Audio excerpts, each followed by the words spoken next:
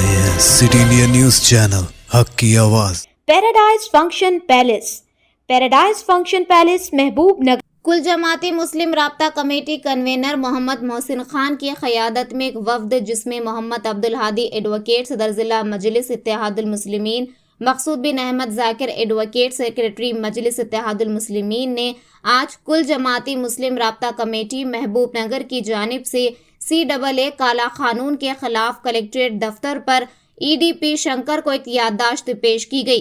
इस दरख्वास्त को कलेक्टर जिला के जरिए सदर जमहूरिया हिंद को भिजवाई जाएगी। इस मौके पर मोहम्मद अब्दुल हादी सदर मजलिस और मोहम्मद मोहसिन खान, मकसूद बिन अहमद जाकिर एडवोकेट समद खान ने मीडिया से गुफ्तगू करते हुए कहा कि CAA के नफाज के मुताल्लिक़ एलामिया की जराई के बाद से सारे मुल्क का मुसलमान परेशान है, लेकिन खुद को सेक्युलर और मुसलमानों का हमदर्द कहलाई जाने वाली कुछ बड़ी सियासी जमातें खामोश तमाशाई बनी हुई हैं। सेक्युलर पार्टियों ने अब तक CAA के नफाज के एलामिया के मुताल्लिक़ अपने मौक़िफ़ का इजहार नहीं किया, जिससे मुसलमानों में तशवीश पाई जाती है।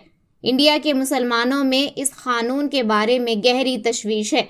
वो 4 बरस क़ब्ल इसके खिलाफ मुल्क गिर एहतजाज कर चुके हैं, जिनमें शाहीन बाग भी है।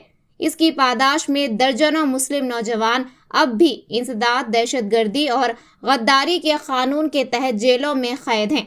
उन्होंने कहा कि इस मामले में मुसलमानों के साथ तफरीक बरती गई है और इसका मकसद मुसलमानों को शहरियत से महरूम करना है।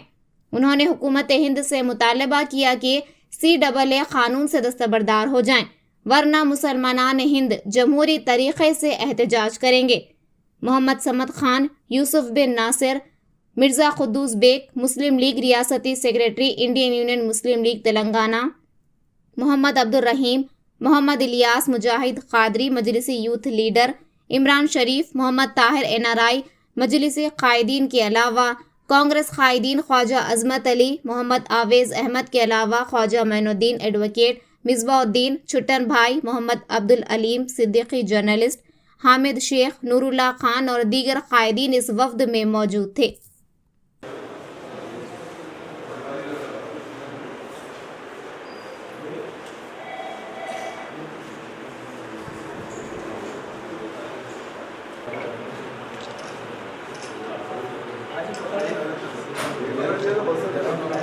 एक मिनट,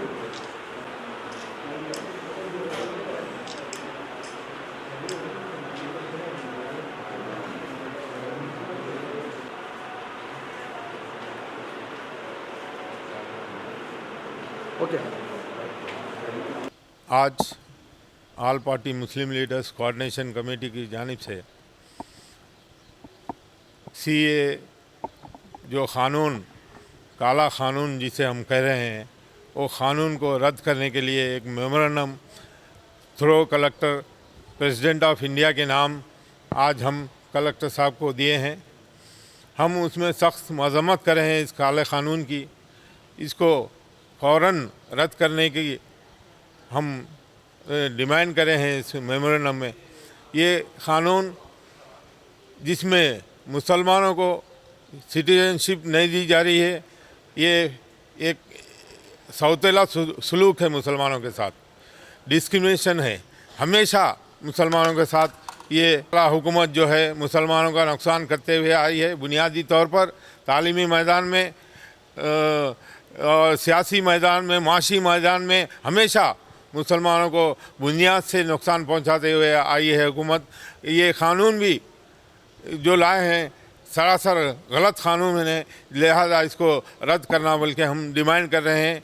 और मैं बैरिस्टर असदुद्दीन अवैसी साहब का शुक्रिया अदा करता हूँ। वो इस मुताल्लिक़ सुप्रीम कोर्ट में अपील कर रहे हैं और केरला की हुकूमत भी सुप्रीम कोर्ट गई है और इंडियन यूनियन मुस्लिम लीग भी सुप्रीम कोर्ट गई है। हमें अदलिया पे भरोसा है, हमारे साथ इंसाफ होगा, इस GO को रद्द किया जाएगा और उम्मीद रखे हैं ये रद्द होगा। नहीं तो हम भारी तौर पर, भारी पैमाने पर हिंदुस्तान में इसके ख़िलाफ़ एहतजाज चलाएंगे। जैसे एक साल शाहीन बाग का एहतजाज चला था, वैसा एहतजाज यहाँ भी पूरे हिंदुस्तान भर में इंशाल्लाह चलाएंगे हम। जब तक ये क़ानून को रद्द नहीं किया जाता हम बराबर इसकी मुखालिफत करते रहेंगे। हुकूमत की जानिब से NRC के क़ानून को नाफिज करने की गाइडलाइंस जारी की गई है, जो काबिल मज़म्मत है। जो शख्स बैबर्थ हिंदुस्तान में रहने वाला है उसको हिंदुस्तान की शहरियत ऑटोमेटिक हासिल हो जाती है, लेकिन आज ख़ास तौर पर मुस्लिम तबके को निशाना बनाने के लिए NRC क़ानून को लागू कर दिया गया है। आसाम में देखा गया है कि जो लोग सदर जमहूरिया के ख़ानदान वाले भी NRC के ख़िलाफ़ को नुकसान हुआ, फ़ौज में नौकरी करने वालों को भी NRC में नुकसान हुआ। डॉक्यूमेंटेशन के नाम पर जो डॉक्यूमेंट बताए गए हैं तो तमाम डॉक्यूमेंट में सिर्फ स्पेलिंग की गलती की बुनियाद पर उनको रिजेक्ट कर दिया गया है। पहले मरहले में लोगों तहसीलदार को ही इसको इंक्वायरी करना है, अगर वहाँ डाउट की लिस्ट में अगर आ गए तो फिर हमारा बहुत परेशानी का मामला है। इसलिए इस सिलसिले में हमारे जो लोग स्कॉलर्स हैं वो सब ने शाहीन बाग को क़ायम किया था ताकि हुकूमत को दबाव डाला जा सके। उसके बाद हुकूमत ने अब आइन इलेक्शन के मौके पर सियासी फ़ायदा उठाने के लिए इस क़ानून को नाफिज किया है। वजाहत कर रहा है कि इससे मुसलमानों को कोई नुकसान नहीं होगा, लेकिन क़ानून में अगर मुसलमान के लफ्ज़ शामिल कर लेते तो मुसलमानों को कोई परेशानी का मामला नहीं था। क्योंकि शहरियत देना है हुकूमत के वो अपना वो पर्सनल व्यू है, दूसरों को दे सकते हैं आने वालों को, लेकिन रहने वालों को बेघर करना ये गलत बात है। कहा जा रहा है कि नहीं, बाहर से आने वाले लोगों के लिए क़ानून बनाया गया है जो मुल्क में शहर लेना चाह रहे थे। ठीक है, बाहर से आने वालों के क़ानून बनाना लेना ज़रूरी है, लेकिन मुल्क में जो पैदा हुआ, मुल्क में जो मरने वाला है, मुल्क पर मरने वाला है, उनको अगर फिर दस्तावेज बताने की बात की जाएगी तो शहरी लोगों के पास दस्तावेज है। देहात में जो लोग रहने वाले हैं, गलियों गाँव में जो लोग रहने वाले हैं, करिया में जो लोग, उनके पास कोई दस्तावेज नहीं है। लिहाजा हम सबसे ज़्यादा परेशानी करिया में रहने वालों के लिए है। पढ़े लिखे लोगों के पास भी स्पेलिंग मिस्टेक का अंबार लगा हुआ है, हर कोई परेशान है स्पेलिंग में। बाबा के नाम में स्पेलिंग मिस्टेक गलत, या उनके नाम में स्पेलिंग गलत, या आधार में स्पेलिंग गलत, वोटर लिस्ट में स्पेलिंग गलत, पैन कार्ड में स्पेलिंग गलत। ऐसा हर डॉक्यूमेंट में कुछ ना कुछ स्पेलिंग फ़र्क है। लेकिन देखना चाहिए कि ख़ानदान का आदमी, ख़ानदान का सब सदर ख़ानदान का अगर इंडिया में है, फ़ायदा हुआ है तो उसको शहर देना चाहिए। लिहाजा क़ानून में जो तरमीम, जो गाइडलाइन बनाई गई है, गाइडलाइन को तरमीम ज़रूरी है और क़ानून असल बुनियादी तौर पर क़ानून को कैंसिल कर देना अहम मुतालबा है हमारा। का जो क़ानून है सिटीज़न अमेंडमेंट एक्ट, हम मुसलमान नींद के गलबों में सोते ही रहे। NRC आया, NPR आया, फिर CAA एक्ट भी बन गया। यानी मुसलमानों के साथ हुकूमतों का जो खिलवाड़ का तरीक़ा है, ये खामोशी से अपना काम करते हैं और इलेक्शन के सामने अपने मैनिफेस्टो में सामने वाली कौम को, गैर मुसलमानों को ये बताते हुए कि देखो हम मुसलमानों की सिटीज़नशिप कैसे खींच रहे हैं, इस नाम पे आप वो वोट ले रहे हैं और मुसलमानों की सिटीज़नशिप हमारे को निकाल रहे हैं। ये क़ानून यकीनन CAA जो क़ानून है, ये सिटीज़नशिप देने का क़ानून नहीं है, ये सिटीज़नशिप मुसलमानों की लेने का क़ानून है। मुसलमान अल्लाह आज भी जाग जाएं, नींद के गलबे में मत रहिए आप। मैं सलाम करता हूँ शाहीन बाग के लोगों ने, जो उन्होंने ऐसा एहतजाज मुनज़्ज़म किया था कि हुकूमत मजबूर हो गई थी, लेकिन फिर आज हम खामोश बैठे हुए हैं। आज आपको मालूम है मरकज़ी हुकूमत हर मामले को एक तजुर्बेगाह की तरह काम करती। लव जहाद के मामला जब था तो कर्नाटक को चुना गया जहाँ उनकी हुकूमत थी।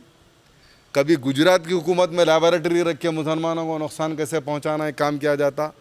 आज CAA का जो तजुर्बागाह है वो आसाम है, आसाम को चुना गया, आसाम में बताया गया। आपको बताने के मौक़ूफ़ में हूँ 1,35,000 मुसलमानों की आज सिटीज़नशिप ख़तरे में पड़ी हुई है। ये लोग जाना फिर फॉरेन रेगुलेटर के पास जाके अपनी अपील डालना, इनको कोई रहने का मौका नहीं। बता रहा हूँ, अगर ये निकल गए हैं, आसाम की मिसाल देख ले कि अब तो भी जागिए, आसाम में डिटेंशन सेंटर बनाए गए हैं। इनको राहती कैंपों में, वो रिफाकी लोगों में, यतीम यसीर लोगों की तरह इनको फेंक दिया जाएगा। इनके लिए ना रहने का कोई इंतज़ाम रहेगा, ना खाने का रहेगा, ना कुछ रहेगा। इस तरीके से ये हुकूमत चाहती है। हुकूमत क्या चाहती है? मुसलमानों के ख़िलाफ़ हमारे भाइयों को उकसाए, ये उकसाने के ज़रिए उनसे वोट हासिल करे और फिर वोट हासिल करके हुकूमत में आके फिर मुसलमानों को नुकसान करे। ये मंशा बीजेपी हुकूमत का है 10 साल का। वल्लाही उन्होंने जो काम किया है, यकीनन अल्लाह की लाठी बेआवाज़ है। ऐसी लाठी पड़ेंगी कि देखिए, आज तेलंगाना गायब हो गई, कर्नाटक गायब हो गई, अल्लाह ने चाहा तो मैं समझता हूँ मरकज़ी हुकूमत भी ख़त्म हो जाएंगी। लेकिन खुदारा आज हमारे मुसलमानों को जागने का वक्त है। ये सोने का वक्त आसानी से लेने का वक्त नहीं है। कोई एक वक्त का चीफ मिनिस्टर बोल दिया मेरे एरिया में अमल नहीं होगा, नहीं, ये हम गलत फहमी में हैं। हम अब देख रहे हैं, आप सेंट्रल के जितने टूल्स जो माने जाते हैं, टूल्स जो इस्तेमाल कर रहा है जो मोदी, ईडी है, ईडी का तुम्हारी रियासती हुकूमत से कोई परमिशन ले रही, घुस जा रही लोगों में, आईटी है, घुस जा रही। इसी तरीके से ये लोग भी आ जाएंगे, इनका एक स्टाफ आएगा। आपको हम समझ रहे हैं ख्वाबों में म्यूनसिपाल्टी के लोग आके हमारी मालूमात करेंगे, नहीं, जब उन्हें इतना काम कर दिया तो उनके लोगों को रखे ये काम भी करेंगे। तो हमको ये रोकने के, हमारे पास एक ही एहतियाजात का एक ही तरीका है। हमारे पास एक ही जब विपन हथियार जमहूरियत में है, वो हम एहतजाज करना, प्रोटेस्ट के ज़रिए हमारी चीज़ों को मनवाए जाते हैं। मैं बारहशर असदुद्दीन हफीज़ साहब को भी सलाम करता हूं और मुबारकबाद देता हूं। राइट टाइम पे राइट आपने जिस तरीके से सुप्रीम कोर्ट का दरवाज़ा खटखटाया है सीए के लिए, मैं उम्मीद करता हूं अल्लाह की ज़ात से इंशाल्लाह हमें कुछ इंटीरियर मर्डर ज़रूर मिलेंगे। इस पर अमलवारी के लिए स्टे ज़रूर आएगा। हम सबको भी रमज़ान का महीना दुआ करना है, ये बलाओं से बचने के लिए हमको दुआएँ करना है, मुतैद होना है। जब तक अगर नहीं होंगे, हम ऐसे बटे हुए रहेंगे तो डिटेंशन सेंटर हमारी किस्मत रहेंगी, हमारा मुकद्दर रहेगा। ये सोच लेना मुसलमानों को यहाँ से तय करना। बहरहाल मैं फिर यही कहूँगा कि डरने घबराने की ज़रूरत नहीं है, लेकिन हर लम्हा हर चीज़ आप बात करते रहिए। वाच डाक की तरह अगर रहेंगे तो आपके हुकूक बचेंगे, वरना आपके हुकूक सलब हो जाएंगे। कुल जमाती राब्ता कमेटी महबूबनगर की जानिब से प्रेसिडेंट ऑफ इंडिया को ज़िला कलेक्टर के ज़रिए एक याददाश्त मेमोरेंडम पेश किया गया है।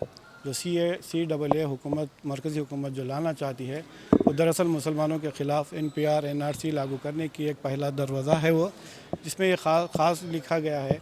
और इसके ख़िलाफ़ जो है ना तमाम मुसलमान जो है ना इसके ख़िलाफ़ है और सेकुलर ताकतें पूरी इसके ख़िलाफ़ में है। वो इसलिए कि 1955 का जो क़ानून है, शहरियत क़ानून है, 1955 का जो शहरियत क़ानून है, उसमें अमेंडमेंट करते हुए 2019 में मरकज़ी हुकूमत में सेक्शन B का इजाफ़ा किया है।